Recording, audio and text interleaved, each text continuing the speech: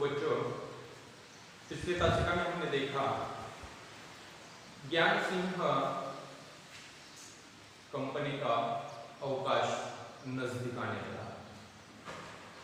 तो ज्ञान सिंह सोचने लगा है, जब अवकाश प्राप्त हो जाएगा और अवकाश प्राप्त होते ही कंपनी का मकान हमें खाली करना पड़ेगा, उसी समय हम अपने गांव चले जाएंगे। लेकिन गांव जाते वक्त हम इस लक्ष्मी का क्या करेंगे? समस्या ज्ञान सिंह के मन में, ज्ञान सिंह को सताने लगी। अचानक अपने दोस्त करामत अली की याद उसे आ गई। वह करामत अली से कहने लगा, करामत अली के पास चला गया और करामत अली से कहा, मियाँ, अगर लक्ष्मी को तुम्हें सौंप दूं तो क्या तुम उसे स्वीकार करोगे? या तो पिछले तासिका में हमने देखा था। अब आगे देखिए, मियाँ करामत अली ने कहा था, नेके और पूछ भला इससे बड़ी खुशनसीबी मेरे लिए और क्या हो सकती है। बात ऐसे है कि अली से ज्ञान सिंह पूछता है, क्या तुम इसका स्वीकार करोगे? मैं तुम्हें लक्ष्मी सौंपना चाहता हूँ। मेरे अवकाश के दिन नजदीक आने लगे और आप उसे स्वीकार करोगे? ऐसा ज्ञान सिंह करामत अली से प्रश्न कर देता है। करामत अली ने कहा कि जब कोई उपकार करता है, कोई अच्छा काम करता है, तो उसे पूछने की क्या जरूरत है? नेकी और पूछ का अर्थ ऐसा है कि किसी का उपकार करने में उसे पूछने की आवश्यकता नहीं होती। तो करामत अली ने ज्ञान सिंह से कहा कि ये तो बहुत बड़ी अच्छी बात है, एक अच्छा काम है, एक नेकी काम है, और ऐसे में मैं बड़ा खुशनसीब हूँ। और इससे मैं और खुशनसीब कैसे हो सकता हूँ जब आप मुझे ये आपकी लक्ष्मी मुझे सौंप देना चाहते हैं? इससे बड़ी खुशनसीबी और कुछ नहीं हो सकती। ऐसा करामत अली अपने दोस्त ज्ञान सिंह से कहने लगा। करामत अली पिछले 1 वर्ष से उस गाय की सेवा करता चला आ रहा। गाय के देखभाल में कोई असर नहीं छोड़ रखी थी। करामत अली जैसे गाय लेकर अपने घर आया, करीबन 1 साल हो चुका था। 1 साल से वह अपनी लक्ष्मी की सेवा करता चला आ रहा। उसमें कोई कसर भी उसने छोड़ी नहीं थी। गाय के देखभाल में कोई कसर नहीं है। करामत अली को लक्ष्मी के पेट पर रोगन लगाने के बाद भी इत्मीनान नहीं हुआ। वह इसके सिर पर हाथ फेरता रहा। लक्ष्मी स्थिर खड़ी उसकी और जिज्ञासापूर्ण दृष्टि से देखती रही। करामत अली को लगा जैसे लक्ष्मी कहना चाहती हो, यदि मैं तुम्हारे काम की नहीं हूं तो मुझे आजाद कर दो, मैं यह घर छोड़कर कहीं चले जाऊंगी। देखिए बात ऐसे बच्चों, करामत अली ये पिछली बातों को अपने आंखों के सामने देखता रहा कि लक्ष्मी हमारे घर में कैसे आई। ज्ञान सिंह ने उसे सौंप दिया, मैं उसे लेकर अपने घर ले आया और ले आने के बाद 1 साल से उसकी सेवा करता था।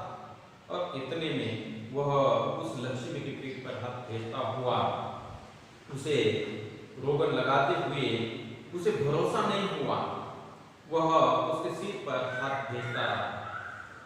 लक्ष्मी स्थिर खड़ी और जिज्ञासापूर्ण दृष्टि से करामत अली को देखती रही। बात ऐसी है कि जब कोई मनुष्य अपने प्राणियों से या प्राणी के साथ लगाव लगाया जाता है, आत्मिकता से लगाव लगाया जाता है, तो वह प्राणी उस मनुष्य के साथ, जो मनुष्य उसका पालन पोषण करता है, उसी के साथ बड़े अच्छे तरीके से पेश आ जाता है। करामत अली को लगा जैसे लक्ष्मी कुछ कहना चाहती है। करामत अली ने लक्ष्मी को देखा, लक्ष्मी की आंखों में देखा, ऐसा लगा कि लक्ष्मी मुझे कुछ कहना चाहती है।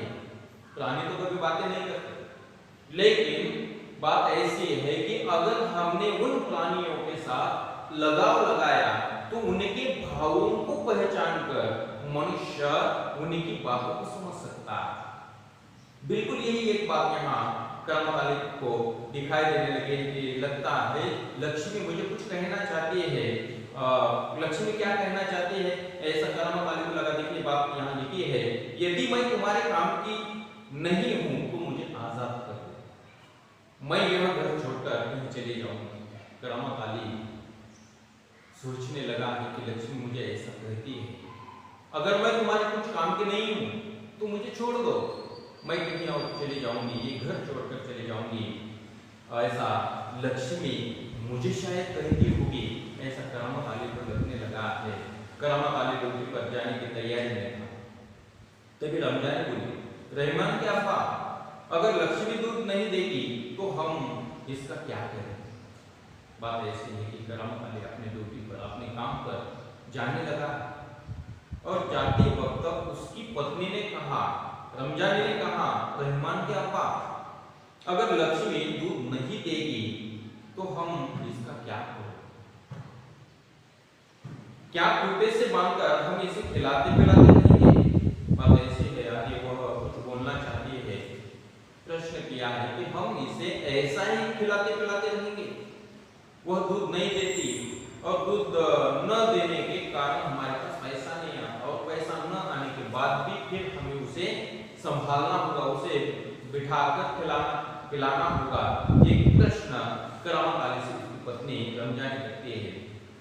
करामत वाली कहता, जानवर है, बंधा है तो इसे खिलाना पिलाना तो पड़ेगा। बात ऐसी है कि वह मूक प्राणी जो अपने विचारों को प्रकट नहीं करता, जिनके पास वाणी नहीं है, ऐसे प्राणियों को कभी भूखा रहना अच्छी बात नहीं या भूखा छोड़ना अच्छी बात नहीं। करामत वाली के मन में उसके प्रति स्नेह है, लक्ष्मी के प्रति स्नेह के भाव दिखाई देते हैं। अगर हमने उसे बांधा तो उसे खिलाना पिलाना ये तो हमारा काम है। जैसे बच्चे भूखे होते हैं तो बच्चे भूखे होने के बाद जैसे भूख लगती है तो अपनी माँ के पास चले जाते हैं, मुझे भूख लगी है, मुझे खाना परोसो कहते हैं। लेकिन ये प्राणी है, ये किस तरीके से कहेगा, ये तो कहने में असमर्थ है। इसलिए जब वह हमारे घर में बंधा है तो हमें उसे खिलाना होगा पिलाना होगा, ऐसा करामत वाली कहता है।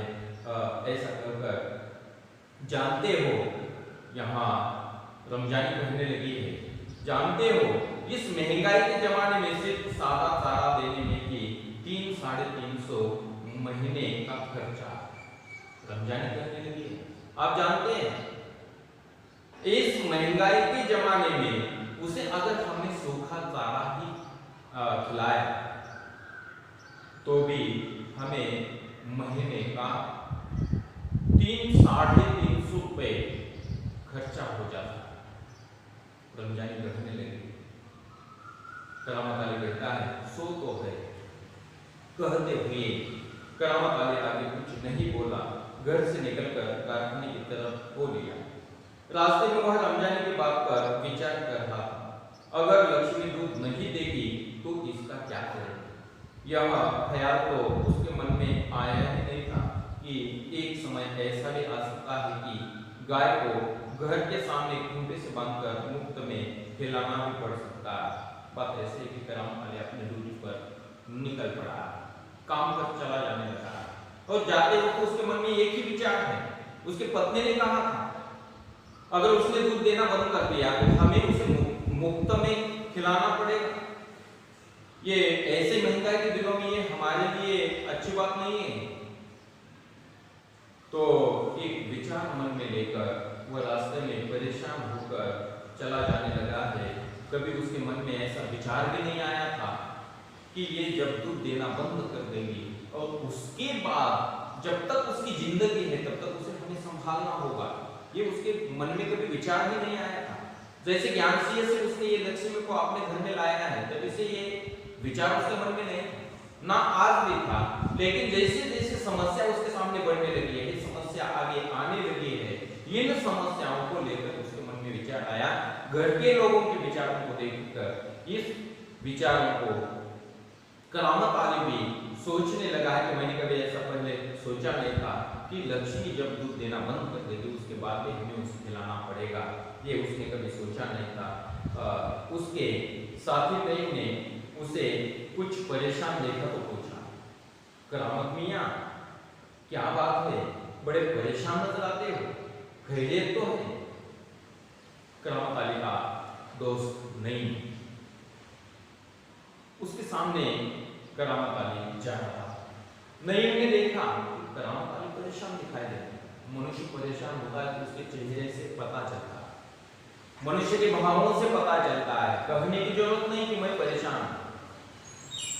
घर में अगर किसी ने हमें डांटा, बच्चों को डांटा, तो बच्चा के चेहरे के भाव बदलते, बच्चों के चेहरे के भाव बदलते हैं। उसका दोस्त उससे पूछता है क्या तुम्हें कोई परेशानी है?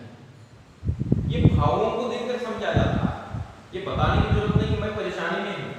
बिल्कुल ऐसी अवस्था में नईम ने उसे देखा।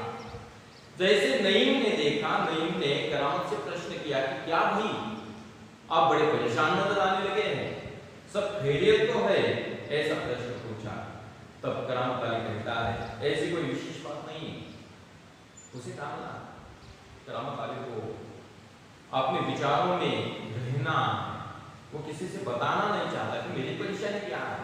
अगर मैं बताऊं तो भी क्या उस प्रश्न का हल हो सकता है, इसलिए वह कभी किसी से बताना नहीं चाहता।